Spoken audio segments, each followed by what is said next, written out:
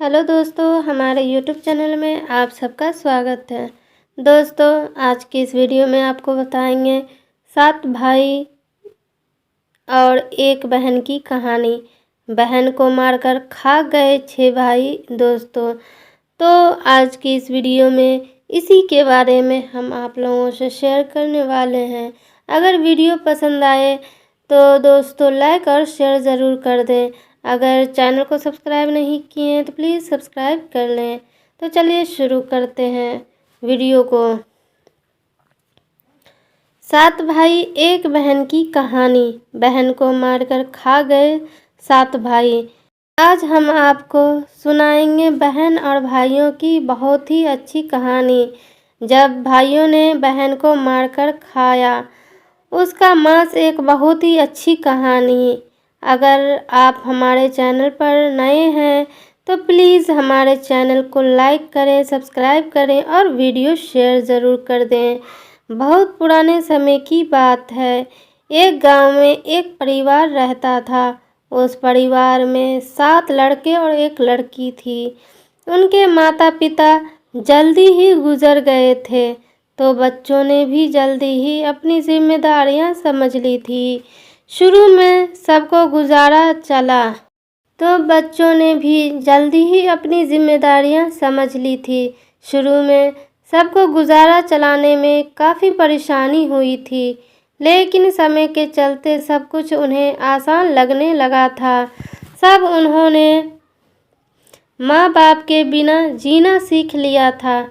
यह उस समय की बात है जब समाज के पुरुषों का काम जंगली जानवरों का शिकार करना और औरतों का काम सिर्फ घर के काम काज करना और बच्चों को संभालना होता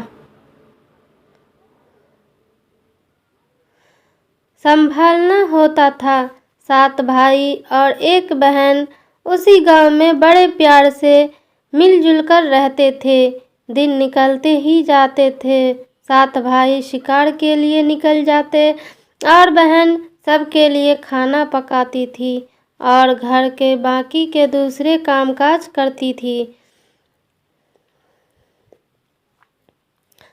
भाई जब जंगल से वापस आते तो साथ में बड़े बड़े जानवर, पक्षी आदि को मारकर लाते थे।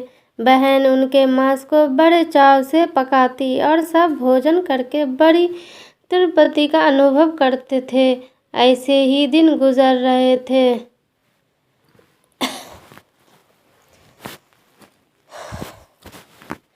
एक दिन की बात है। 7 भाई जंगल में शिकार करने के लिए गए थे। शाम होने वाली थी। बहन सबके लिए खाना बना रही थी। जब सब्जी के लिए हरा साग काट रही थी, चाकू की तेज धार से उसकी एक उंगली कट गई। कटी हुई उंगली से खून की धारा बहने लगी। अब बहन सोचा, यदि उसके भाइयों ने उसकी कटी हुई उंगली देखी तो उसके भाई बड़े दुखी हो जाएंगे। इसलिए उसने यह सोचा कि अपने भाइयों को यह बात नहीं बताने चाहिए और उनसे छुपाकर रखना चाहिए। उसने बहते हुए खून को अपनी ओढ़नी से पोंछना चाहा, किंतु फिर उसे लगा कि उसके भाई उसकी ओढ़नी में लगे हुए खून के धब्बों के बारे में पूछेंगे। फिर उसने सोचा कि चलो दीवार पर पोंछना ठीक रहेगा। लेकिन फिर उसके दिमाग में ख्याल आया कि यह तो मेरे भाइयों को अच्छे से दिखाई दे जाएगी। फिर बहन बेचैन होकर इधर उधर घूमने लगी, लेकिन उसे कोई ऐसी जगह नहीं मिली जहां उसका बहता हुआ खून उसकी भाइयों की नज़र से बच सके। इसलिए उसे कोई उपाय न मिलने पर उसने उसी साग से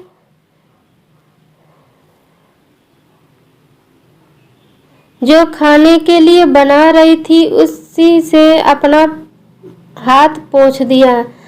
शाम को भाई जंगल से वापस आए। बहन ने भाइयों के लिए खाना परोसा। सातों भाइयों को साग बहुत ही स्वादिष्ट लगा। सातों अपनी उंगलियां चाट रह गए और अपनी बहन की पाक कला की तारीफ करने लगे। अपनी तारीफ सुनकर बहन भी खुशी से फूले नहीं समाई थी। दिन भर के थके होने के कारण सातों भाई उस दिन जल्दी से सो गए।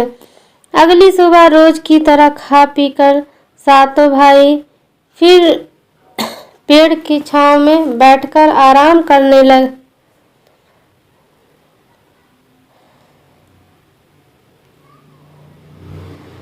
अगली सुबह रोज की तरह खा पीकर सातों भाई फिर जंगल की ओर निकल पड़े।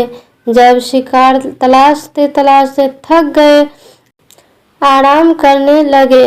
बातों ही बातों में सातों भाई रात के भोजन के बारे में बातें करने लगे कि रात के भोजन में बहन ने जो साग बनाई थी उसकी चर्चा होने लगी। सब कहने लगे,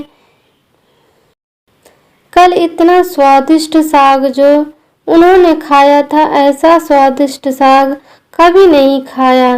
सबने तय किया कि आज घर चलकर उसके बारे में अपनी बहन से जरूर पूछेंगे और जानकर रहेंगे कि इस साग में उसने ऐसा क्या क्या मिलाया था।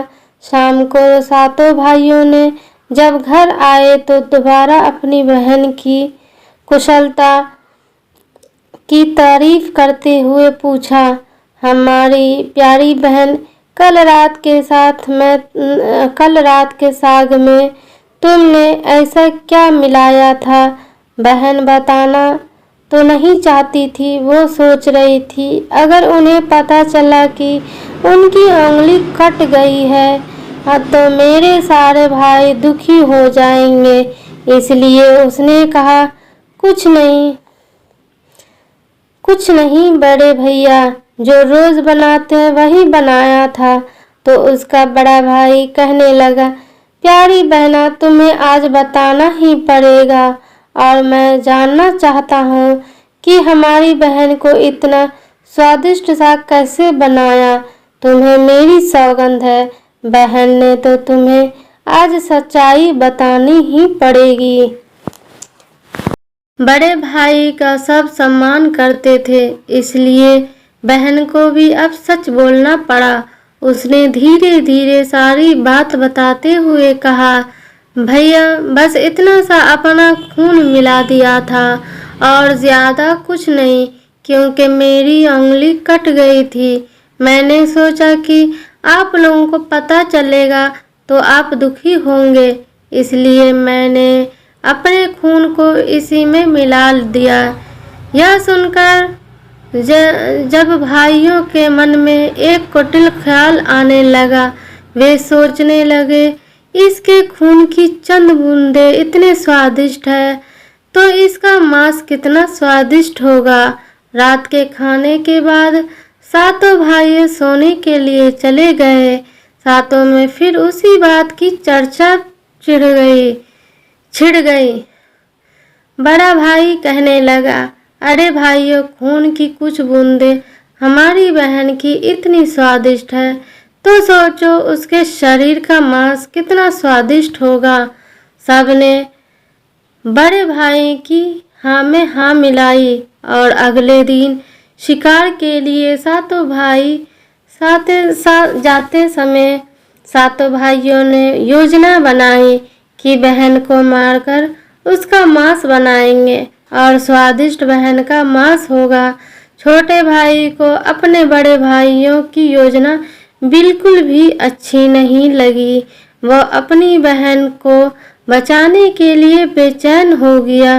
वो खुलकर इसका विरोध तो नहीं कर सकता था क्योंकि 6 भाई एक तरफ थे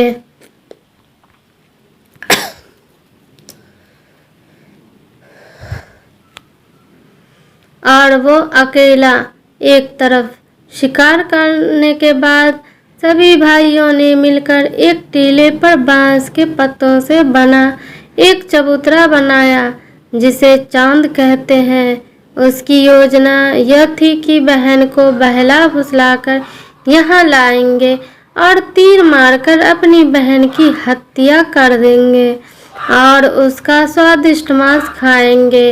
अगले दिन बड़े भाई ने अपने बहन से कहा, मेरी प्यारी बहन, अब तुम बड़ी हो गई हो और शादी के लायक हो गई हो।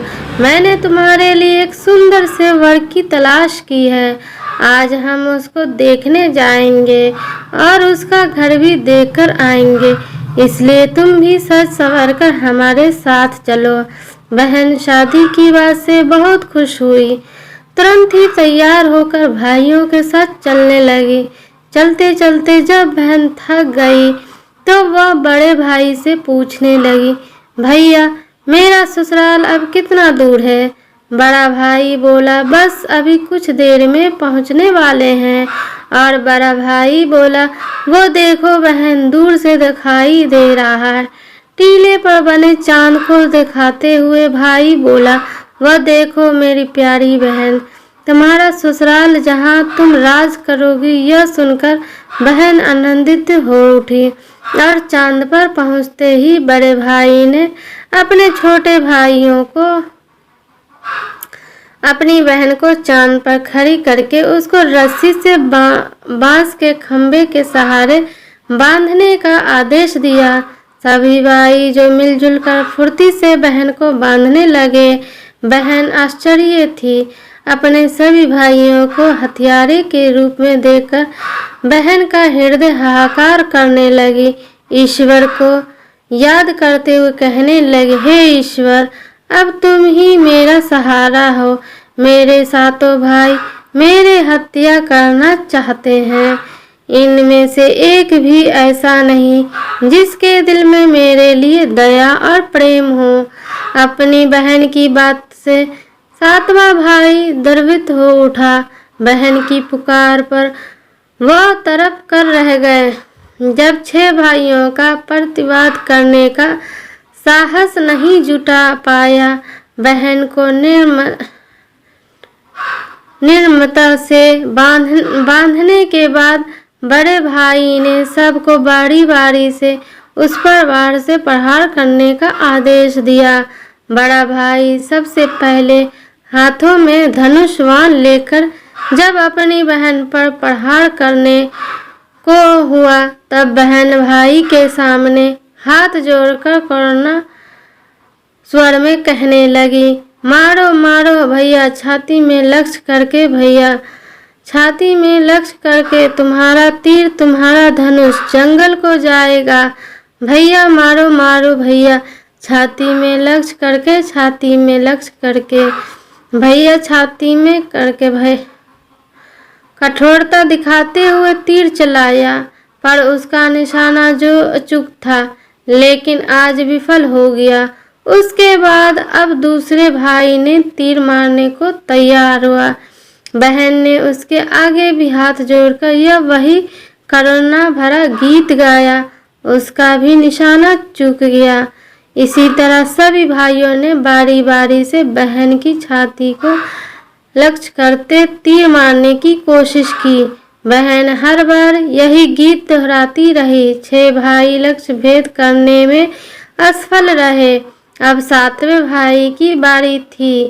हे भाई इससे कहने लगे कि भाई पूरी ताकत से तीर चलाना और बहन को एक बार में ढेर कर देना।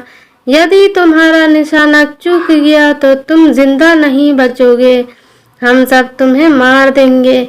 बहन ने छोटे भाई की जान खतरे में पड़ते देखी तो उसने अपनी जान निछावर करने और अपने छोटे भाई को बचाने का निश्चय किया। वह ईश्वर से प्रार्थना करने लगी, हे ईश्वर, मेरे भाई का तीर मेरी छाती भेदने में सफल हो जाए। फिर करुणा गीत गाने लगी, मारो मारो भैया, छाती में लक्ष्य करके भैया, छाती में लक्ष्य करके। तेरा तीर में छाती में भेद जाए।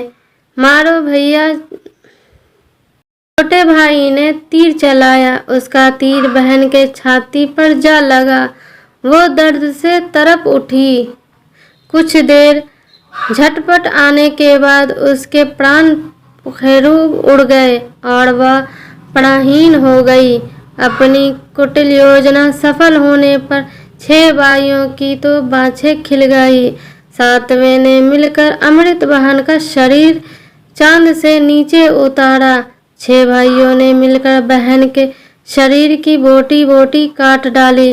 बड़े भाई ने 7वें भाई को जंगल से लकड़ी और पानी लाने का आदेश दिया। छोटा भाई पानी और लकड़ी लाने के साथ साथ कुछ मछली और केकड़े भी ले आया था। मैं अंदर ही अंदर बहुत दुखी था। उसके भाई बहन का मांस बड़े चाव से पका रहे थे। वो अपनी प्यारी बहन का मांस नहीं खा पाएगा। अगर नहीं खाएगा तो अन्य भाई उसे गाली देंगे। उसने मांस बनाते समय चुपके से अपने साथ लाए मछलियां और केकड़े भी आग में डाल दिए और अपना खाने का जुगाड़ कर लिया। चावल और मांस तैयार हो गया था। जमीन पर केले के पत्ते बिछाकर उसमें सबके लिए खाना परोसा गया। छोटे भाई ने पहले ही अपने बैठने की स्थान पर एक छोटा सा गड्ढा खोज लिया। उसने अपनी पत्र में परोसे गए अपने बहन के मांस को चुपके से उस गड्ढे में डाल दिया और मछली और भात खाने लगा। बाकी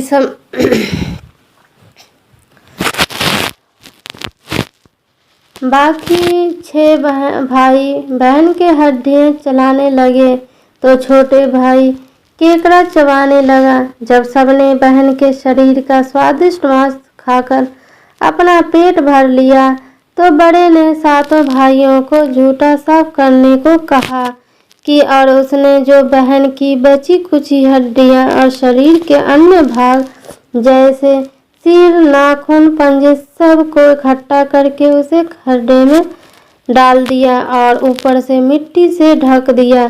कुछ समय बाद जहां मिट्टी से उस बहन की बचे हुए मांस के टुकड़े डाले थे उस स्थान पर बांस का एक पौधा उग गया।